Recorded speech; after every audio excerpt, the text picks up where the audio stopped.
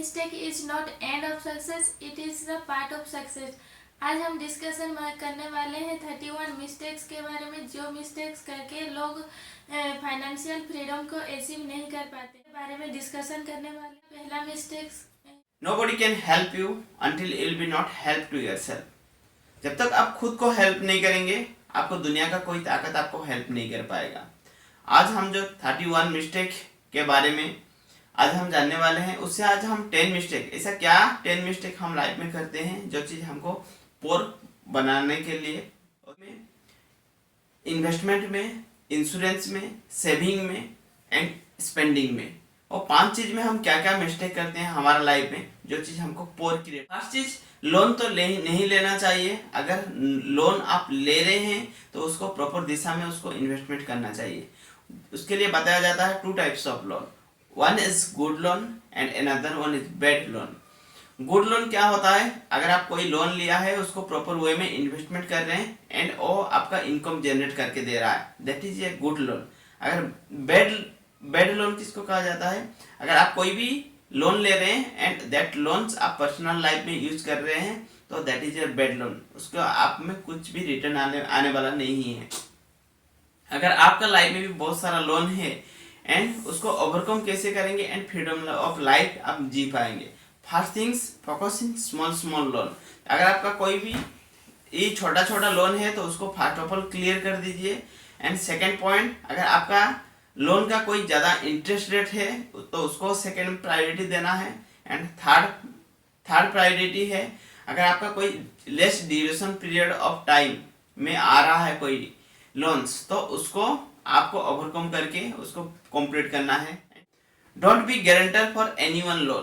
भी अगर लोन लेता है तो उसमें गारंटर नहीं बनना चाहिए। अगर हम उसमें गारंटर बने तो हमें फ्यूचर में हमें लोन लेने में दिक्कतें आती है, उसमें पॉइंट वैल्यू भी करता है। तो बिना जाने बिना सोचे हमें किसी का गारंटर नहीं बनना चाहिए। उसका लोन नहीं चुका पाता है तो हमें भी उसका भागीदारी बनना पड़ता है। यस। पॉइंट नंबर 3, कैपेसिटी से ज़्यादा लोन नहीं लेना है। जितना आप चुका सके इतना ही लोन लेना है एंड उससे ज़्यादा लोन आपको नहीं लेना है। अगर आप उससे ज़्यादा लोन लेंगे, वो चीज़ आपका बर्डन क्रिएट होगा, प्रेशराइज क्रिएट होगा, जो चीज़ में आपका फाइनेंशियल फ्रीडम में एंड फाइनेंशियली आज़ादी में आपको दिक्कत, चैलेंजेस फेस होगा। Point number 4। पॉइंट नंबर 5, शादी के लिए आप ज़रूरत से ज़्यादा स्पेंड ना करें। यस।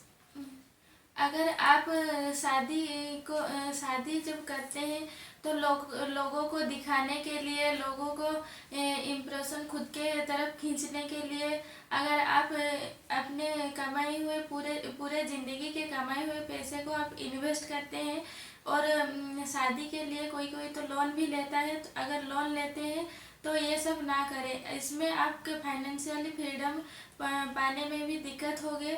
अगर आप शादी में इतना खर्चा नहीं करेंगे, आप बाद में भी कर सकते हैं। आप बाद में भी उस पैसे को फ्यूचर प्लानिंग में भी इन्वेस्ट कर सकते हैं। तो लोगों को दिखाने के लिए शादी में इतना खर्चा नहीं करना चाहिए, क्योंकि ये हमें ज़रूरत भी नहीं होता है। यस। अगर आपका लाइफ में कोई भी इवेंट आ रहा है, इवेंट आप मैनेज करने के लिए जा रहे हैं, उसमें लोग इतना स्पेंड कर देते हैं, पूरा लाइफ का सारा सेविंग स्पेंड कर देते हैं, उससे एक्स्ट्रा लोन क्रिएट करते हैं, जो चीज़ लोगों को इम्प्रेस करने के लिए करते हैं, बट लोग 2 दिन में वो चीज़ को भूल जाते हैं।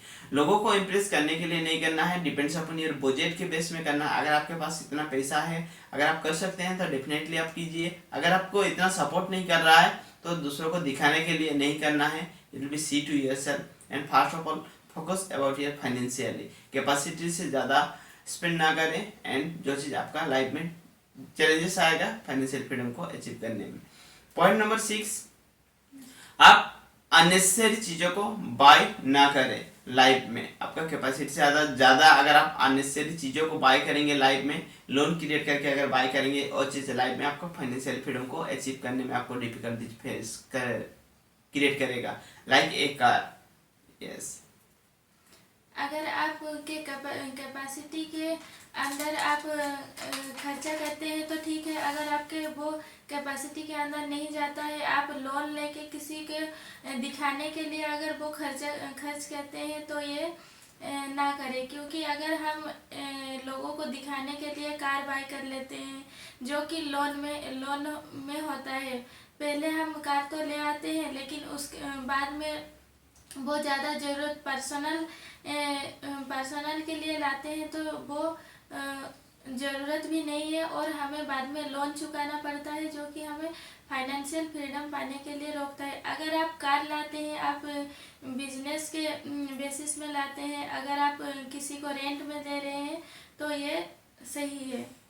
यस अगर आप लाइफ में car depends upon your planning के बेस में करें, ऐसा ना कि वो चीज नहीं करना है और सारा चीज लेवल वाइज करना है। उसके लिए कार भी आप खरीद सकते हैं, घूमने के लिए जा सकते हैं, सारा चीज एंजॉयमेंट लाइफ कर सकते हैं। अगर आप कार खरीद नहीं करेंगे तो लाइफ में आपका अगर चाहत है एक कार खरीदना है एंड एंजॉयमेंट करना है और सारा चीज करे, बट फर्स्ट प्रायोरिटी रखना है आपको फाइनेंशियली सिक्योर होना है, फाइनेंशियली फ्रीडम क्रिएट करना है एंड सारा चीज आपका मन चाहत का आप चीजें आप बाय कर सकते हैं। बट आपको फर्स्ट ऑफ ऑल उसी लेवल को आपको रीच करना है जो चीज आपको मदद करेगा। अगर आप पर्सनली कार खरीद लेते हैं तो उसमें कार का वैल्यू अगर खरीदने के बाद भी अगर आप उसको सेल करेंगे उसका वैल्यू लेस होने वाला है।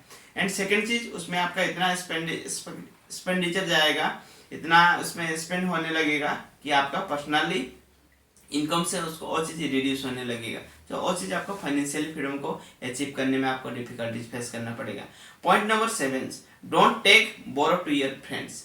आपका दोस्त से कभी भी बोरो नहीं लेना है, उनसे सीखना है। You will be learn from your friends how to earn.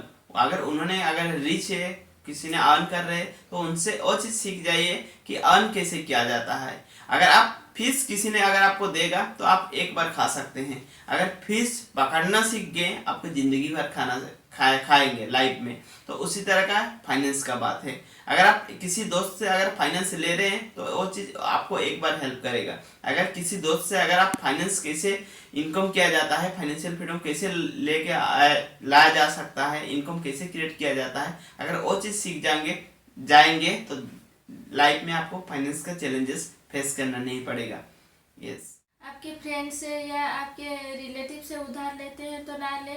आप उनसे एक बार उधार लेते हैं लेकिन बार बार नहीं मांग सकते, इसीलिए वो जो कर रहे हैं आप उनसे सीखिए क्या इसे करना है जिसे मैं इनकम जनरेट कर सकता हूँ। बहुत चीज़ सीखिए उनसे, आपको बाद में भी आपके फ्यूचर में वो मदद होगा। लेकिन आप एक बार उनसे उधार लेते हैं तो एक बार में ही ख़त्म हो जाता है, आप दूसरे बार उनके पास जाके मांग भी नहीं पाएंगे और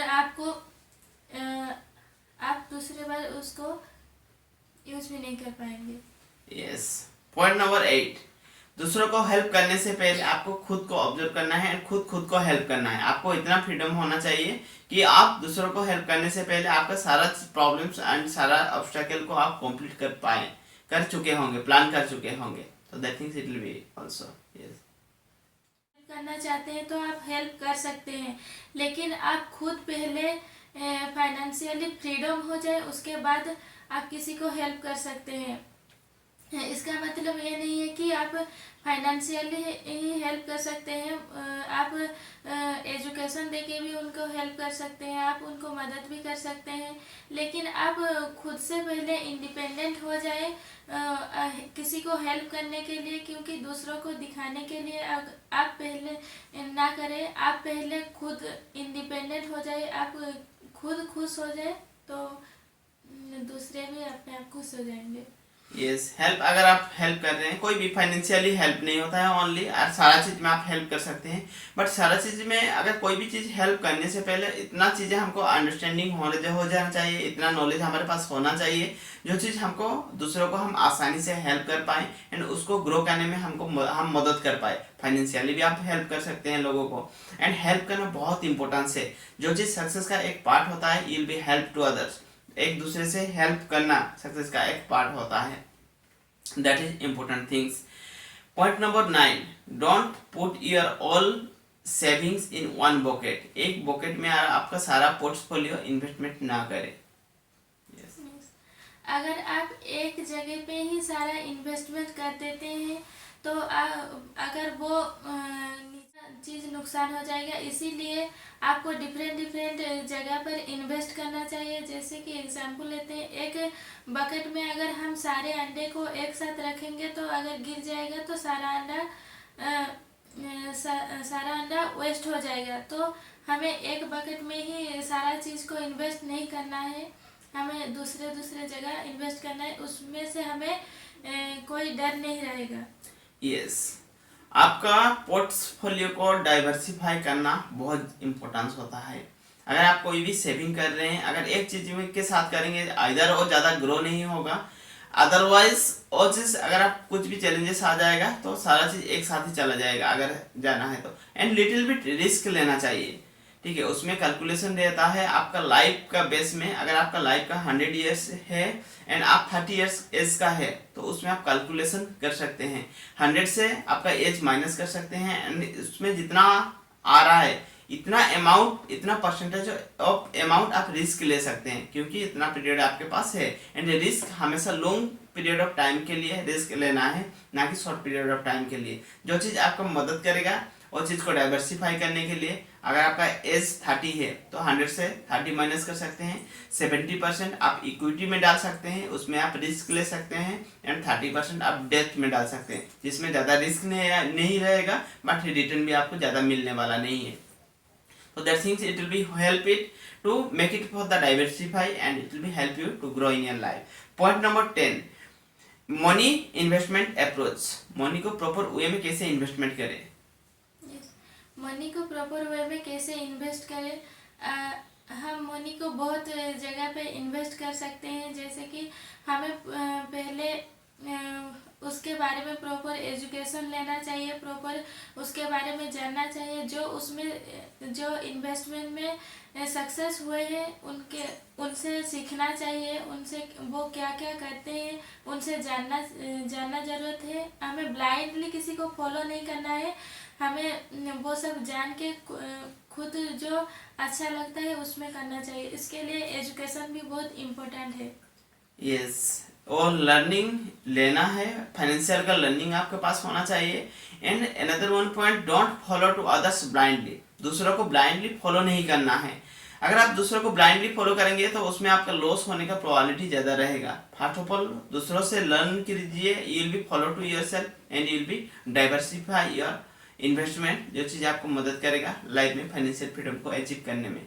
These are the 10 mistake we are doing in our normal living of life में करते हैं, जो चीज़ हमको लाइफ में फाइनेंशियल फ्रीडम से वो चीज़ स्टॉप कर देता है। अगर वो चीज़ को अगर प्रॉपरली हम अंडरस्टैंड करके उसको प्रॉपरली फॉलो करके हम लाइफ में अगर इम्प्लीमेंट करेंगे तो वो चीज़ हमको जरूर मदद करेगा लाइफ में फाइनेंशियल फ्रीडम को अचीव करने में। नेक्स्ट हम डिस्कशन करेंगे, कल हम डिस्कशन करने वाले हैं ऐसा क्या रिमेनिंग 10 मिस्टेक है जो चीज़ हम लाइफ में करते हैं एंड जो चीज़ हमको फाइनेंशियल फ्रीडम को अचीव करने में हमको रोक और स्टॉप करता है लाइफ में। So thank you to everyone and love and respect to everyone. Thank you to everyone and love and respect to everyone.